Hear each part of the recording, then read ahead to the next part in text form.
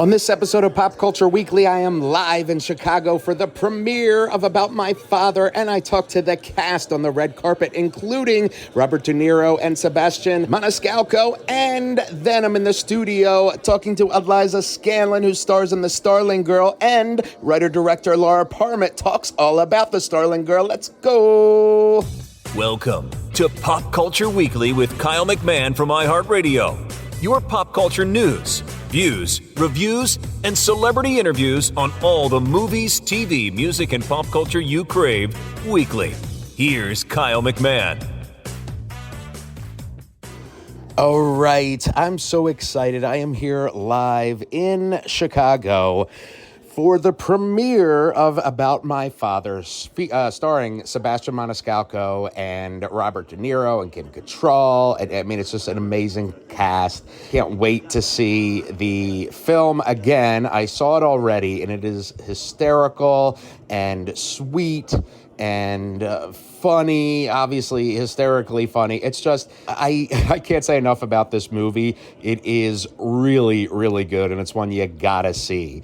So we're gonna have some interviews with some of the film's stars coming up.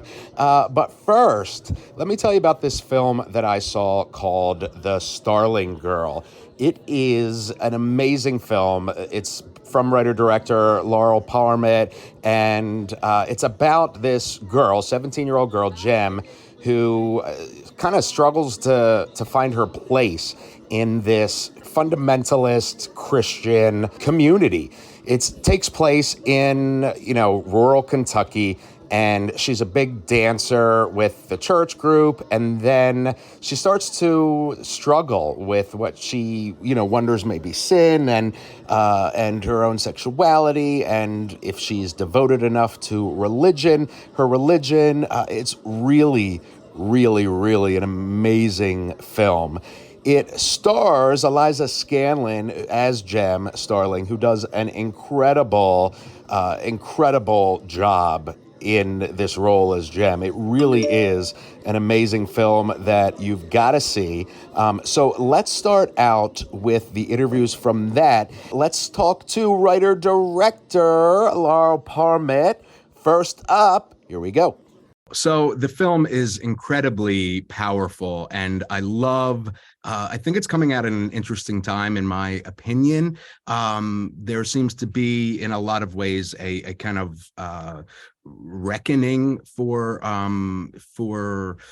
so many relationships that have uneven power dynamics, kind of starting, thankfully, with the Me Too movement, kind of bringing to light, a lot of abusive power dynamics and churches and on and on. What drew you to this story? Why was it important for you to tell?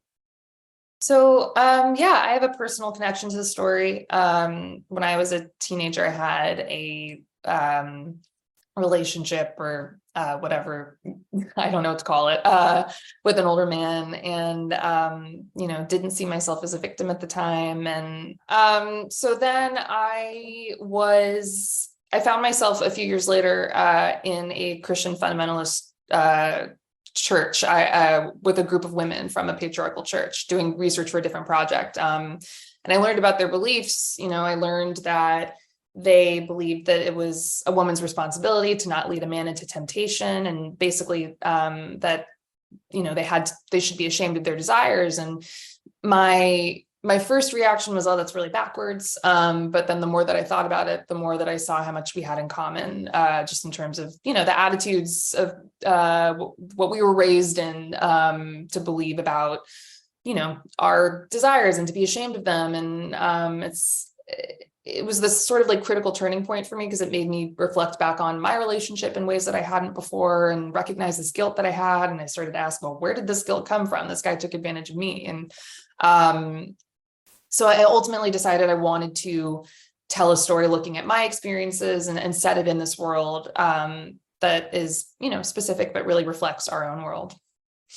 I mean, let me choose my words carefully. I really appreciate that this comes from, in a sense, a personal place for you. I think it always makes art better,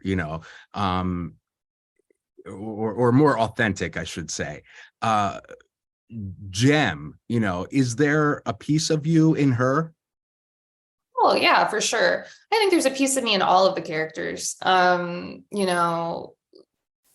a piece of me in Owen, there's a piece of me in her dad, there's a piece of me in her mom. It's everything like pulls from personal in some way. I think Gem is very reactive and impulsive and like, she doesn't really think about her actions until they like kind of bite her in the butt. And that's it's not too far off from who I am sometimes.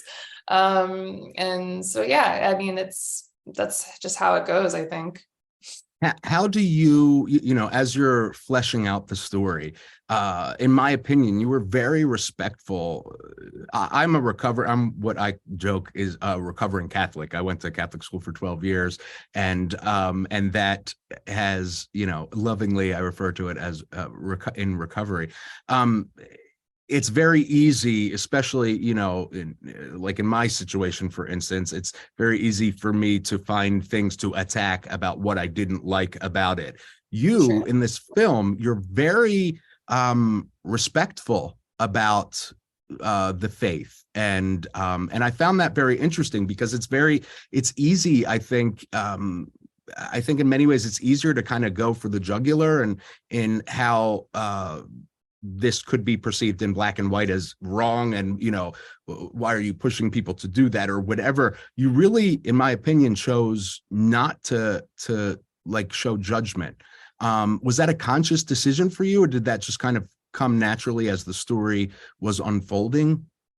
It was definitely a conscious decision. I think we wanted to come from a place of compassion. And I just think it's more interesting storytelling, quite honestly. I wanted the audience to be invested in these characters and in their stories and understand where they're coming from and not be watching judgmentally from afar. They're human beings who love their families, and there's something that I find also, I really admire faith, and I think there's a lot that's really beautiful about tight-knit communities. And we wanted, you get the oppression, we've seen that, we know that, but I wanted to show another side as well. Also I would just say that the film, it's not like doesn't blaspheme God. It's offering like a more complex look at religion and faith, and suggesting maybe even that there are many ways to connect with God. Like maybe God lives in Gem's desires and her actions. And yeah, I don't know. Personally, I just think that's more interesting to watch too. And yeah. I love that. And, it is reflective, in my opinion, of life. I have worked very hard I'm a very anxiety filled person. And over time, I've learned that a lot of that is from my black and white thinking, and life is not black and white.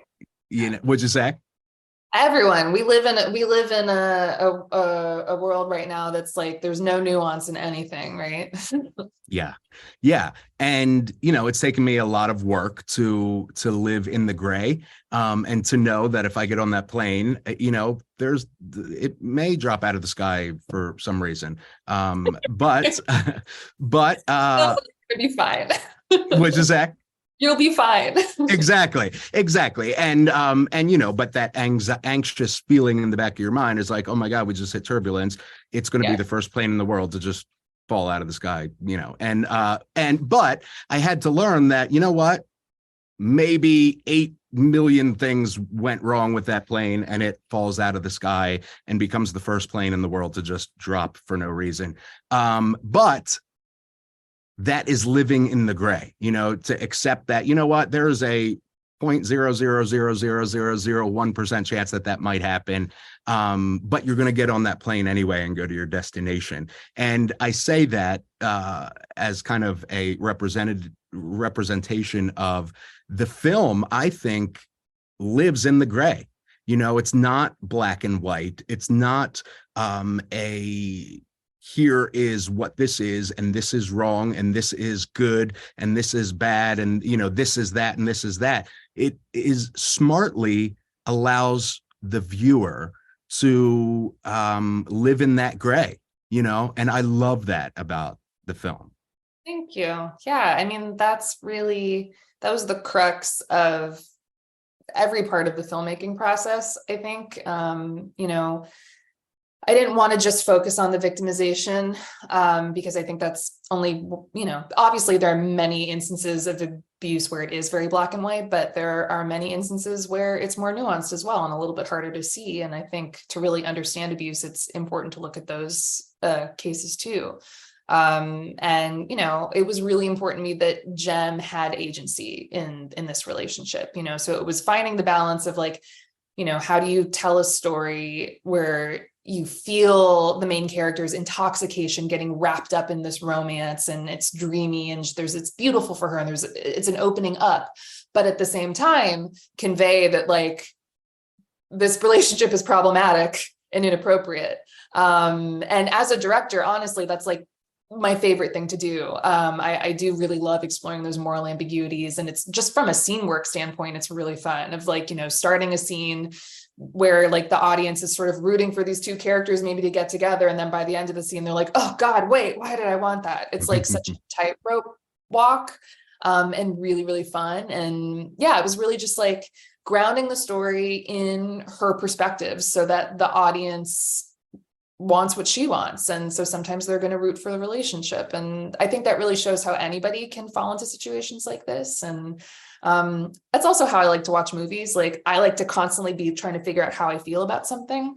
And I think audiences feel the same generally. Yeah, so I do too. And I love when filmmakers give credit to the audience that we're not always so dumb, and we can kind of get that nuance, and you've executed it masterfully. Thank you so much, Laurel, for speaking with me. I really appreciate it, and I can't wait for everybody to see this film. Oh, you're so sweet. Thank you. It was great speaking with you. You as well. Have a great day. Laurel Parmet, she's amazing, isn't she? The film, The Starling Girl, is so good, and she is the writer-director for the film. So, all right, next up, we are going to talk with the star of the film, Eliza Scanlon, who plays Gem Starling herself. So let's get right into that. Here it is, my interview from the studio with Eliza Scanlon. Thank you so much, Eliza, for joining me. I really appreciate it. The film is amazing. Oh, thank you. It's so nice to be here. I love having you here, and I love, so this film is so powerful and layered and lives in a gray area, at least for me. What was it like? Gem is a very complex character. What was it like to play her? I mean, it was incredible to play a character like Gem. She's, she is a very complex character, and I think the world of fundamentalism is really fascinating, and I wanted to understand it better. And I think having that as the backdrop of Gem's, journey of self-discovery, made her a real challenge to play. And also the relationship that she gets into, it's so nuanced, and I don't know, I think it's a real power play, that relationship, and it was a challenge to wrap my head around, but so fulfilling to do. Well, and you do it beautifully. I as I was watching, I was thinking like, geez, this is so tough in regards to what I assume would be tough for you to portray her. I mean, just because it's so like us, I guess, so complicated and complex and layered, and not easily put into boxes, And so as I was watching that, I was thinking of how masterfully you portrayed her.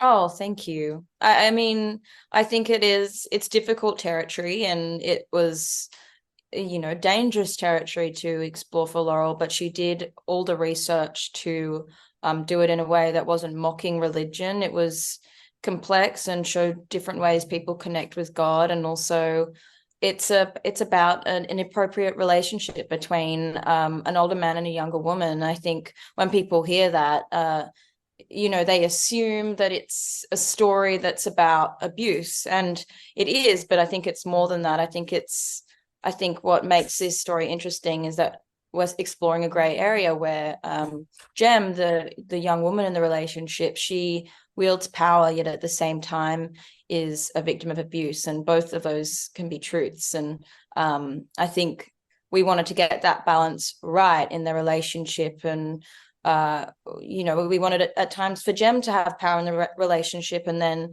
other times for Owen to.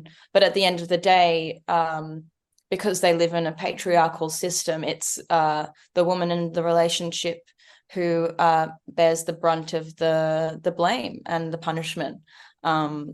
So yeah, it's a lot, and it's really tough. Yeah. Yeah, I was talking to Laurel a few minutes ago, and I was saying there have been, films that have tackled similar power dynamic relationships, but none that have done it in this way with this backdrop, and Yeah. none that have done it so non-judgmental. There's a better word for it, but you know what I'm saying. Yeah. It would have been very easy to be like, in many instances of the film, oh, these people are bad, they're making it this way, they're, conducing this environment, this guy is bad, he should know better, and it doesn't do that. It doesn't do that, which I think is a really interesting and unique and more authentic way to go about it, because life is not black and white, we live in the gray. Yeah, it's so true. And I think if it were in hands that were maybe a little less delicate, or if it was, a Hollywood film, I think it would be easier for these certain characters to fall into tropes or stereotypes. And they live it is a patriarchal system, and it's designed that way, this religious community. It's easy in a film to say that because it's a patriarchal system, all the men in the film are villains, or they're evil, or they're corrupt. But I think Laurel wanted to say more. I think she actually wanted to show that even men can lose something in a patriarchal system, and they can suffer a lot of trauma from systems like these, because they're expected to act a certain way. It kind of deprives them of their, humanity, in a way, and, different to women, but they are affected by it. So I found, like you said, that to be a much more authentic portrayal, more powerful. Absolutely. I definitely think it's more powerful and more authentic. Were you nervous? I'm not an actor, so I that's why I'm curious. But when you take on a role like this, when you read the script and you're like, I want to do Gem, and it's so, I don't want to say juicy because that makes it sound, but it's so rich and layered and complex. Does that make you nervous, or does that excite you, or all of the above? Or I think it's all of the above. I think that the excitement is,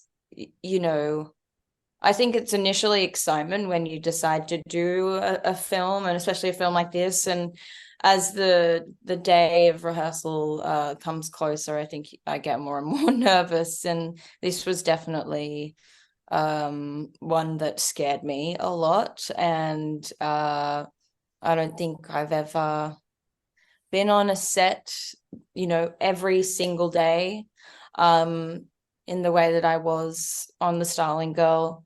So yeah, and I'm, I think I like a good old challenge. So yeah, Gem was, I guess she's a pretty juicy character, I will say. Yeah, very rich, very layered, and yeah, I think I learned a lot from the experience as well. And it seems like Laurel had fostered an environment where it was safe to be her. Mm-hmm. Yeah, I think Laurel knew this story so well, that I just really wanted to do it justice and to be the Gem that she imagined. And she really trusted me, and I think that trust allowed me to run with it. And I think we were all there for the same reason, and it was because we loved the script and we loved Laurel. And and I think that's the beauty of indie films. You have to be there for the right reasons, and it's a passion project for everyone. So yeah, Laurel is a legend. Yeah. And for you, it, and again, I'm not an actor, but I would imagine that it especially in this film, it can take you to some dark places as an actor.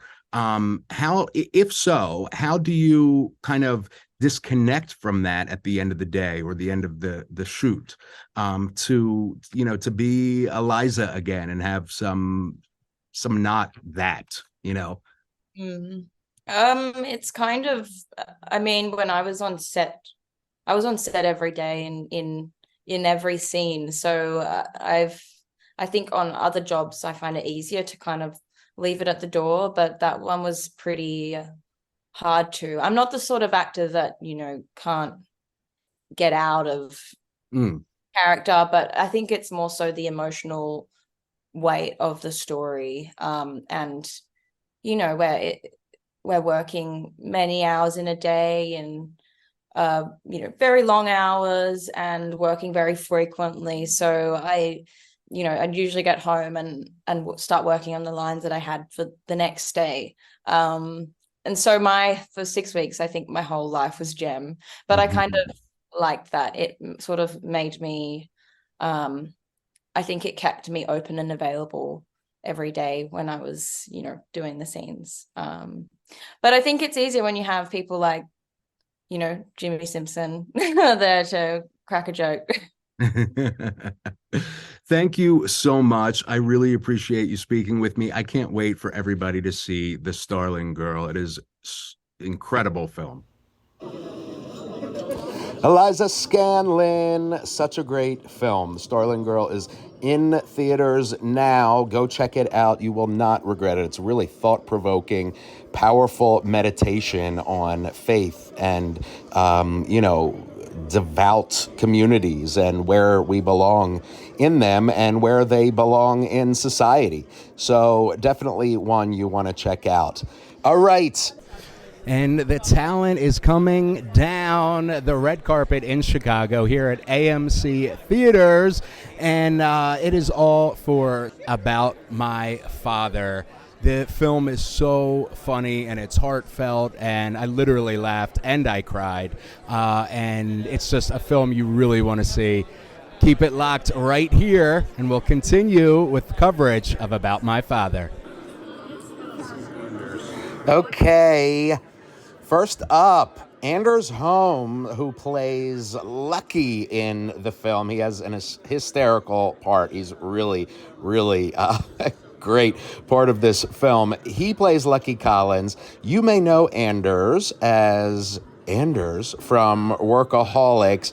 He was a co-creator and writer and producer, and of course star in Workaholics, one of the great workplace comedy series. So here he comes. What up, we're back. Good seeing you again. Yeah.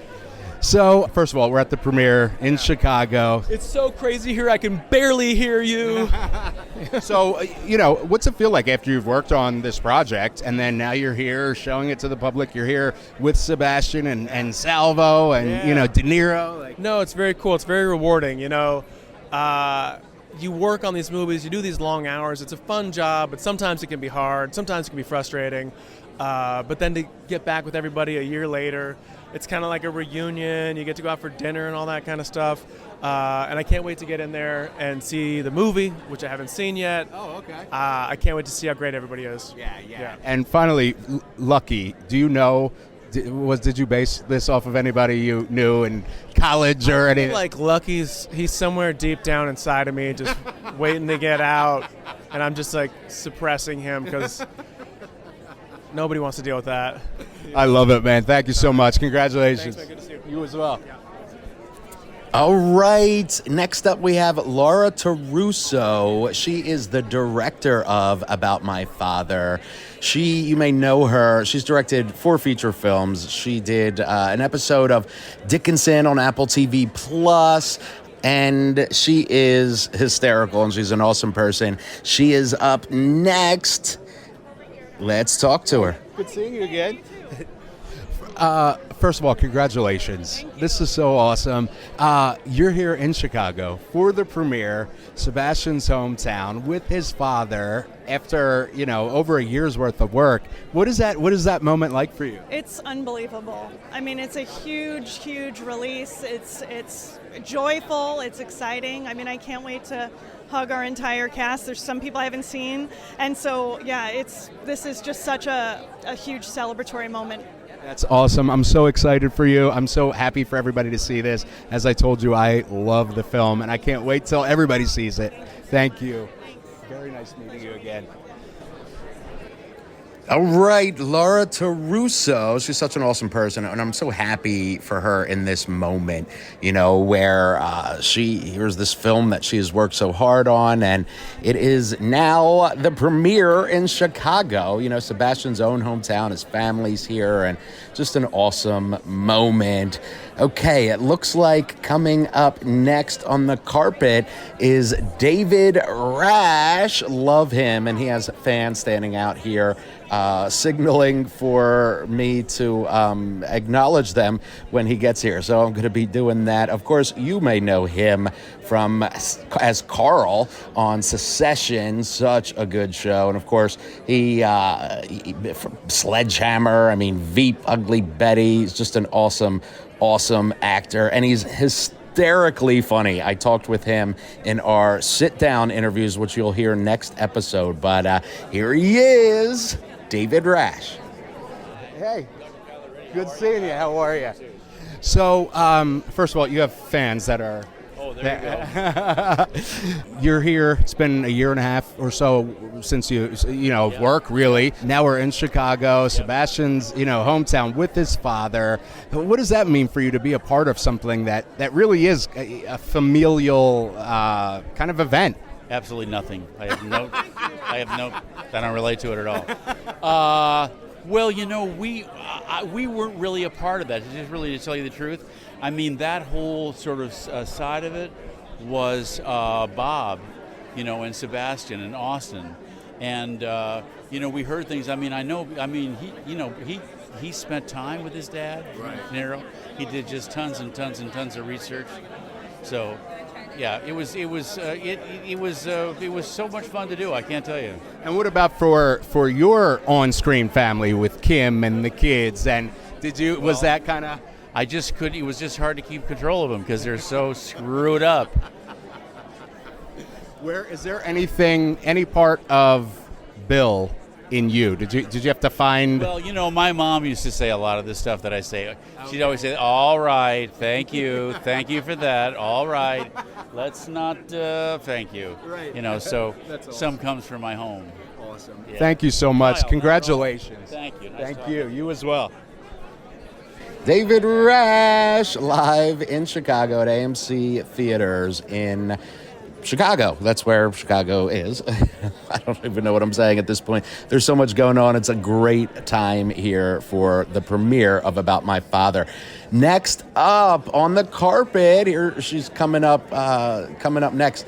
Kim Cattrall. She is, she's won 5 Emmy gotten 4 Emmy noms, 4 Golden Globe Awards for Sex and the City. She won a Golden Globe for Best Supporting Actress. And she started all the way back in 75 for Rosebud. She is awesome. She is hysterically funny as Tigger in this film. It's no spoilers, but go see About My Father. Let's talk with Kim Cattrall. Hey, nice seeing you again. Thank you so much for speaking with me. So we're here. It's been a year and a half, of work, and we're in Chicago with Sebastian and his dad. What is that like to be a part of that? Where it's really like a family, I feel like, event. You know what I mean? Yeah, it is. We had a lot of obstacles with this. It was shot during a pandemic in Mobile, Alabama, in rainy season and thunderstorms, and there was a lot to contend with. So the fact that we're here tonight is a minor miracle, really, because during COVID to film was very expensive, and if somebody was out sick-wise, you could just shut down for a period of time. Luckily, that didn't happen with us, but I think it brought us closer together, and so I think that shows in the film. That's awesome. And then for once the film's premiering, do you feel like a sense of relief at that point, or like how does that work, or once it's wrapped, are you fine? Well, I think once you're wrapped and then you do ADR, just if anything is not, you can't hear it, it needs to be done again, and then you do press, and then the movie, it's like rearing a child. It finds its way in the world and finds its own family, and some films that have not done well immediately, but they become hits later on, so you never know what's going to happen. Yeah, this is good. I love the film. I can't wait for everybody to see About My Father. Thank you so much. Thank you. I really appreciate it. The one and only Kim Cattrall. Love, love, love, love her. She is, like I said, she's hysterical as Tigger in About My Father. Just the whole cast in this film, I'm serious. The whole cast in About My Father is just, they work so well together. I feel like they're a real family. I feel like it's a real situation. It's a great film. Next up, I see the one and only Robert De Niro. This man needs no introduction. He's Robert freaking De Niro. Let's talk to him for a second. So, you're here. It was a year and a half worth of work, with Salvo. What is that moment like for you to be here in Chicago playing him, with him watching the premiere? It's great. I'm very happy to be here. And I'm happy for them, for Sebastian and Salvo, Yeah, and you do such a great job with it, sir. Thank you so much. Thank you. Robert De Niro. Oh my God. This is the second time I've interviewed Robert De Niro in the last 24 hours. I did my sit-down interviews with him at the hotel, and just a legend. I can't believe that I've just interviewed Robert De Niro twice. That's insane. All right. And now coming up on the red carpet is the man of the hour, Sebastian Maniscalco.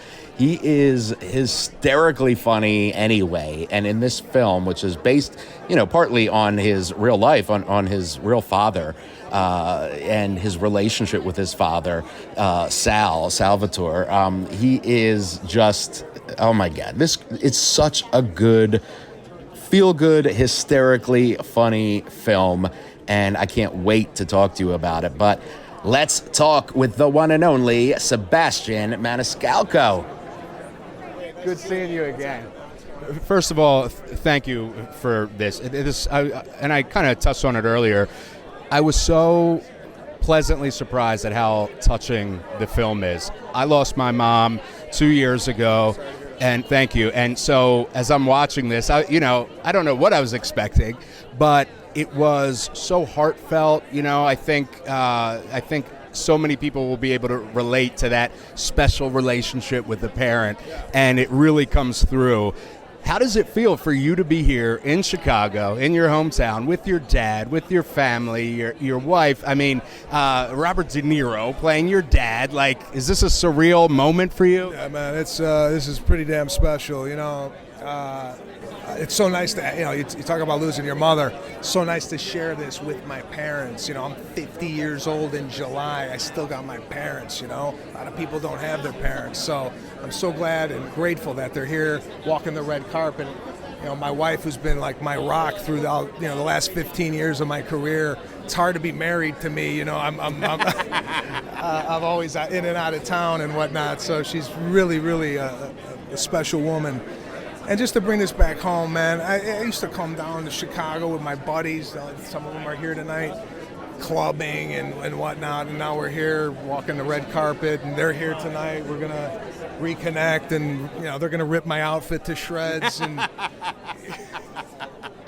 what are you wearing white for? But it's all in good fun, It's just how I grew up, and nobody takes offense to it, living in a day and age where, everybody's all bent out of shape because someone said this, someone said that. You come home and it's just refreshing to get your, just ripped to shreds. It's nice. It feels good. You don't get a big head in my group, Right. So that's awesome. Thank you so much. You got to just wave. This is the Italian. They've been like mothering me the entire time we've been here. You look great. Fix your hat, blah, blah, blah. So they're all. Nice to see you. The Italian club. Thank you, sir. You got it. That was a great interview, Kyle. Oh, thank you. Probably the best. Thank you. Sebastian Maniscalco. Guys, it's such a great time here. I'm going to go in and catch the Chicago premiere of About My Father. Let me know what you think on socials. Let's chat.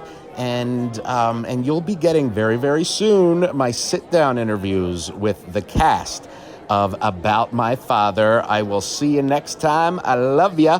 We out. Thank you for listening to Pop Culture Weekly. Hear all the latest at popcultureweekly.com.